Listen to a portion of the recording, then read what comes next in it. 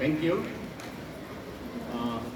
आदरणीय प्रिंसिपल साहब, केंद्रीय विद्यालय के समस्त स्टाफगण, प्रिय छात्र और छात्राओं, बारिश ने हमारे बीच की दूरियां थोड़ी बढ़ा दी जरूर है, लेकिन मैं समझता हूं आप मेरे बहुत ही नज़दीक हैं।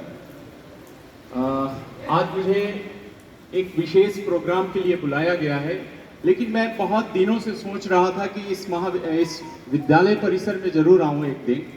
मैं आप लोगों के जस्ट पीछे गर्ल्स कॉलेज है, तो उसमें मैं पिछले 2 सालों से वहाँ प्रिंसिपल रहा और अभी कुछ महीने पहले ही मैं बाड़ी गया।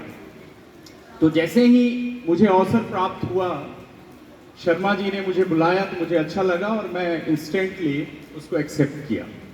बहुत बहुत धन्यवाद विद्यालय परिवार को, चूँकि मुझे महाविद्यालयों में बोलने की आदत है तो मेरे मुंह से हमेशा ही महाविद्यालय निकलता है। आप लोग जितने भी यहाँ पर एकत्रित हैं, सभी धौलपुर जिले के, मैं समझता हूँ सबसे बेहतर, जो सबसे बेस्ट स्कूल है उसमें आप पढ़ रहे हैं। तो ये अपने आप को एक बड़ा ही गौरवान्वित महसूस करें आप लोग कि जो 3 विद्यालय हैं यहाँ पे, सबसे पुराना तो राष्ट्रीय मिलिट्री स्कूल है, उसके बाद नवोदय विद्यालय और फिर उसके बाद आपका स्कूल है। तो आप अपने आप को बहुत बहुत सौभाग्यशाली समझें कि इस महाविद्यालय में पढ़ रहे हैं। जहाँ तक मेरा भी जुड़ाव रहा है केंद्रीय विद्यालय से, मैं जोधपुर से पढ़ा, वहाँ पे मेरे फादर इंडियन एयरफोर्स में थे, तो आप लोग जानते ही हैं जहाँ जहाँ ट्रांसफ़र होता है वहाँ पे केंद्रीय विद्यालय ही मिलते हैं।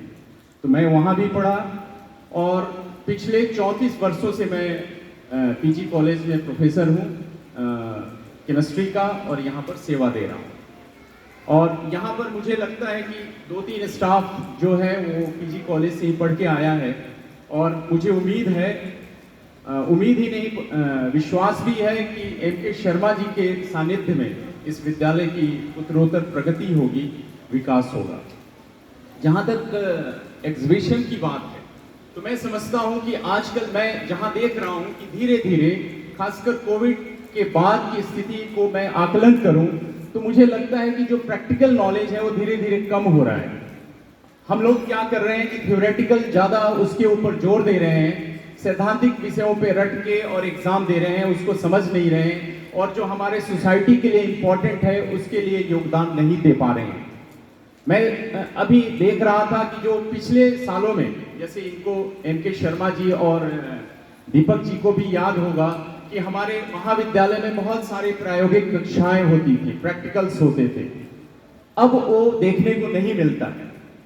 मेरे ख्याल से या तो रुचि कम हो गई है या केवल सैद्धांतिक ज्ञान के आधार पर ही विद्यार्थीगण अपनी परीक्षाओं में प्रवेशित होना चाहते हैं। तो मैं समझता हूं कि ये जो एग्जीबिशन है एक तरह से शुरुआत होगी कि किस तरह से हम उस प्रायोगिक ज्ञान को आगे बढ़ाएं। और जो छोटे छोटे बच्चे मेरे सामने दिख रहे हैं, आपने बताया कि ये केवल मेरे ख्याल से 10th के बच्चे भी इसमें पार्टिसिपेट नहीं कर रहे हैं। खैर, उनको करना भी चाहिए, क्योंकि 10th और 11th ही मेन होता है जहाँ पे साइंस के प्रति जागरूकता उत्पन्न होती है। 6th, 7th, 8th तो बहुत छोटे क्लास हैं, फिर भी आप लोगों ने प्रयास किया, उसके लिए आपको बहुत बहुत धन्यवाद, बहुत बहुत आभार। मैं कुछ दिनों पढ़ रहा था तो एक सल्वाडोर डाली एक चित्रकार है, उनकी एक बात मुझे बड़ा ध्यान आता है। आप लोग सभी इंटेलिजेंट हैं यहाँ पर बैठे हुए, क्योंकि आपका चयन हुआ है इस केंद्रीय विद्यालय में पढ़ने के लिए, आपने कोई कंपटीशन दिया हुआ है या फिर आपका इंटरव्यू के जरिए एडमिशन हुआ है, तो सभी आप लोग इंटेलिजेंट हैं।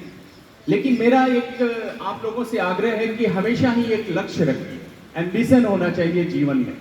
तो उसने कहा है कि intelligence without ambition is a bird without wings. तो आप अपना पर को, अपने पंखों को खोलिए, पसारिए और आगे जीवन में लक्ष्य निर्धारित करके आगे बढ़ते रहिए।